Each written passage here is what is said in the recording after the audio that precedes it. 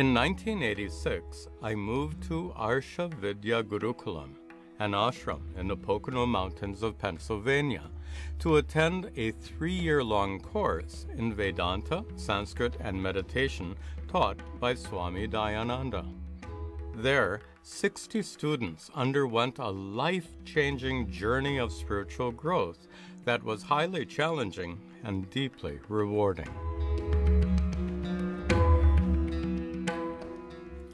I was led to discover my true nature as being pure consciousness, the consciousness that reveals all the thoughts, emotions, and sensations in our minds, the consciousness that illumines or reveals all our experiences without being affected by them, like the sun is unaffected by whatever it illumines.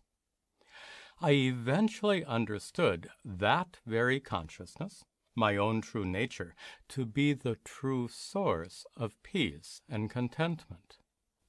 Yet, I didn't always feel so peaceful and content. I sometimes found myself feeling angry or hurt or depressed. There were days when I could remain blissfully focused on the pure consciousness at the core of my being, and there were other days when painful emotions would forcibly drag me down into mental turmoil. At those times, my mind seemed to spiral into a state of chaos and confusion, like an enormous hurricane with violent winds that destroy everything nearby.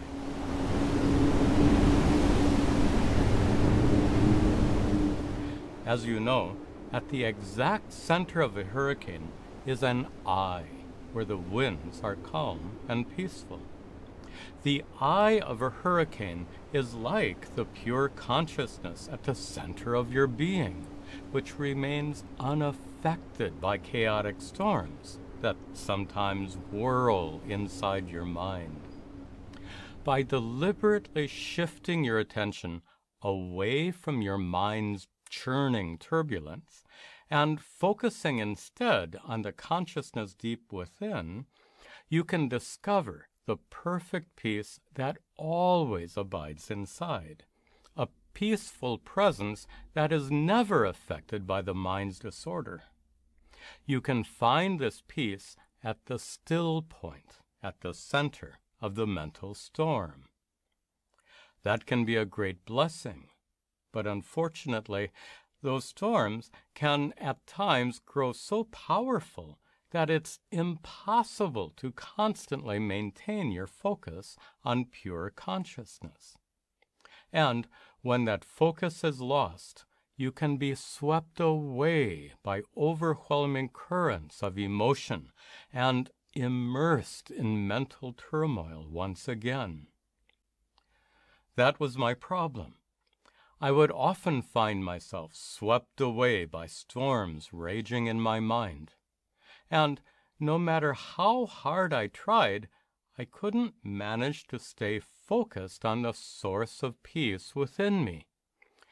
I felt more and more distressed by this problem as our 3-year course drew near to its conclusion. So I met with Swami Dayananda privately to seek his guidance. I felt a sense of urgency when I told him, "Swamiji, I just can't keep my mind centered on my true nature. And when I lose focus, I end up struggling and suffering just as much as I did before coming here. What can I do to make my mind constantly abide in the source of peace within?" Swami Dayananda looked at me tenderly and said, "Why do you take your mind so seriously?" Those few words stunned me and seemed to trigger an explosion of insight that dispelled the anxiety and doubts that had tormented me. Swami Dayananda simply called my attention to a topic he had taught us thoroughly, but I had apparently failed to fully understand. Let me explain. If a huge truck was recklessly speeding directly towards you,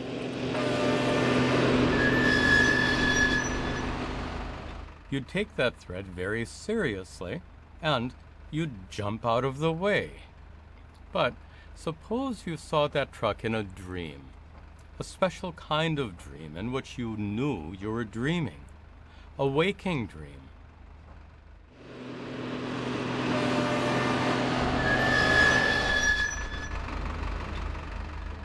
Then you wouldn't take the threat so seriously because the dream truck is not real. It's not as real as you are.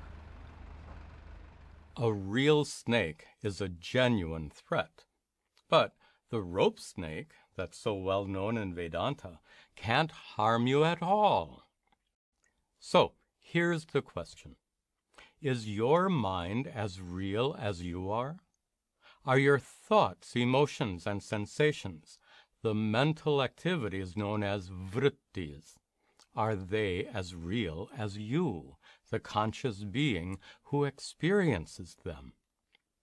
If your consciousness reveals vrittis, like the sun reveals the world, can those vrittis really affect you? Or are they more like the dream truck or rope snake? Are they less real than you are? To explore this, we first have to define what is real. In Vedanta, real, or satyam, is defined as trikala abaditam, that which always exists in past, present, and future. That means what is real must be unchanging. Anything that changes ceases to exist as it was before. To be real is to exist eternally, without change. Your thoughts, emotions, and sensations are constantly changing. So how real can they be? And if pure consciousness remains unchanged by the vrittis it reveals, wouldn't it be satyam, more real than the changing vrittis?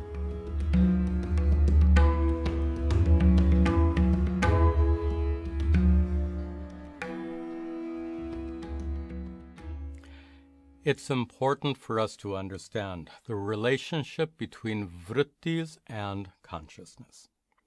Vedanta describes it as a relationship between form and content, like the relationship between this form, pot, and its content, clay, or between the form of a wave in the ocean and its content, water. No form can exist without content, without an underlying substance or reality. Water is the underlying reality because of which waves exist. And clay is the underlying reality because of which this pot exists. In the same way, consciousness is the underlying reality because of which your vrittis exist. Your thoughts, emotions, and sensations are forms of consciousness. They give shape to consciousness like this pot gives shape to clay. Just as the content of this pot is clay, the content of your vrittis is consciousness. Also, it's obvious that forms are subject to change. This pot can be broken into shards or crushed into dust, but in either case, clay remains the same. When waves break as they reach the shore, water doesn't break. It remains the same. So, even though forms are subject to change, the underlying reality because of which they exist is not subject to change. In this way, when vrittis come and go in your mind, like waves in the ocean, consciousness remains unchanged, unaffected. Consciousness is the unchanging reality because of which your constantly changing vrittis exist. That unchanging consciousness is satyam, real, whereas your vrittis are merely fleeting forms that happen to emerge in your consciousness, where they last for just a few moments before disappearing. Your vrittis are as ephemeral and insubstantial as bubbles. Soap bubbles are basically forms of air, like pots are forms of clay and waves are forms of water. It's true that there's also a very thin film of soap, but for the purpose of our discussion, we can consider bubbles simply to be made of air. A bubble emerges into the surrounding air as a little globule of air. Then it quivers and floats around in the air for just a few seconds before it bursts. In this way, bubbles can represent your vrittis. Vrittis emerge in your consciousness like bubbles, as individual, limited forms of consciousness, forms that represent your thoughts, emotions, and sensations. Those bubbles of consciousness constantly undergo change as they drift through your consciousness while you experience them. And after just a few moments, those bubbles of consciousness vanish. It's important to recall our earlier discussion, where we observed that when forms change, their content remains unaffected. When bubbles are formed in the air and then they burst, nothing happens to the air. And in the same way, when vrittis are formed in your consciousness and then fade away, nothing happens to your consciousness. Your vrittis are indeed as short-lived and inconsequential as soap bubbles.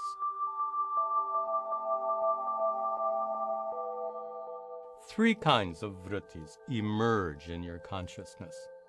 We can call them bubbles of thought, bubbles of emotion, and bubbles of sensation. The many things you perceive with your five senses emerge as bubbles of sensation. Whatever you see, hear, smell, taste, or touch arises in your consciousness like a bubble. Right now, a bubble of sensation in the form of this screen is present in your consciousness. And if you shut your eyes, that bubble will burst. In addition to sensations, thoughts also arise in your consciousness as bubbles of cognition. When you think about your mother, your boss, or what you'd like to eat for dinner tonight, those thoughts emerge as bubbles of cognition. And along with sensations and thoughts, feelings also emerge in your consciousness as bubbles of emotion. When a bubble of sadness arises, you feel sad. When bubbles of happiness, anger, or anxiety arise, you feel those emotions. At night, when you dream, bubbles continue to emerge in your consciousness, with one major difference. While dreaming, bubbles of sensation are no longer produced by your five senses. They arise from your memories instead. When you drift off into deep, dreamless sleep, all these bubbles no longer arise. Your consciousness remains perfectly still, free from any thoughts, emotions, or sensations, until your mind starts bubbling once again, and you have another dream, or you wake up.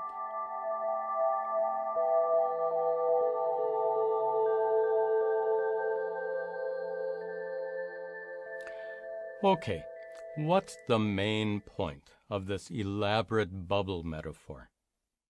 The point is this: your thoughts, emotions, and sensations are not as real as consciousness. They're merely forms that emerge like bubbles and float around in your consciousness for a few moments before bursting. So how real can they possibly be? And if they're not as real as you are, how can they harm you? If you are fundamentally unaffected by your vrittis, then why should you take them so seriously? Why should you take your mind so seriously? That's exactly what Swami Dayananda told me. His answer applies to everyone. Since the thoughts, emotions, and sensations in your mind can't truly affect your consciousness, then it's not really necessary to strenuously withdraw your attention from the swirling currents of vrittis in your mind. It's not necessary to constantly maintain your focus on pure consciousness. After all, nothing in your mind can threaten you. Swirling currents of vrittis can't harm you because they're not as real as you.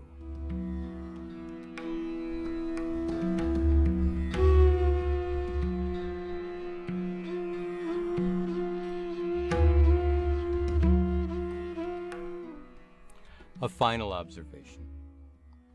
My attempt to maintain a perfectly focused mind is a clear case of misdirected effort. It's not possible to make the mind perfectly focused. No human mind can reach a state of perfection any more than a human body can be made perfect. The goal of Vedanta is not to have a perfect mind. The goal is to have perfect understanding, to have complete knowledge. Knowledge can be perfect. Your knowledge that 2 + 2 is 4 is flawless. In the same way, you can know your true nature perfectly. With that understanding, you can constantly abide in the steadfast knowledge that your true nature is unchanging consciousness that remains utterly unaffected by any and all mental activities. The solution to the problem of confusion and chaos in the mind is not to rigidly focus your attention on the still point at the center of the mental storm. The solution is to shift your perspective so that you can see the entire mental storm to be just a mere bubble, a fleeting, insubstantial collection of vrittis, harmlessly floating in the vast expanse of consciousness without affecting you in any way whatsoever.